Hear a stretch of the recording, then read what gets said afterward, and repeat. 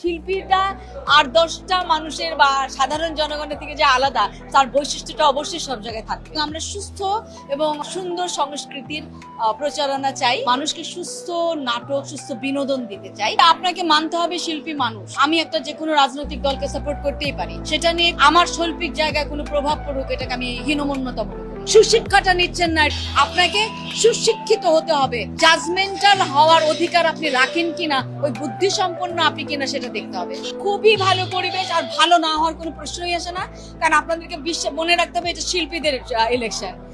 সুতরাং শিল্পীটা আর 10টা মানুষের বা সাধারণ জনগণের থেকে যে আলাদা, তার বৈশিষ্ট্যটা অবশ্যই সব জায়গায় থাকে। আমি মনে করি যে নাটকের মান, অযথা ভাইরাল হওয়া, অশ্লীলতা, সামাজিক অবস্থা চিন্তা না করে যে সমস্ত কাজগুলি আমরা প্রচার করছি, সেখানে যে আমরা নানান রকমের প্রশ্নবিদ্ধ হচ্ছে এবং আমাদের নিজেদের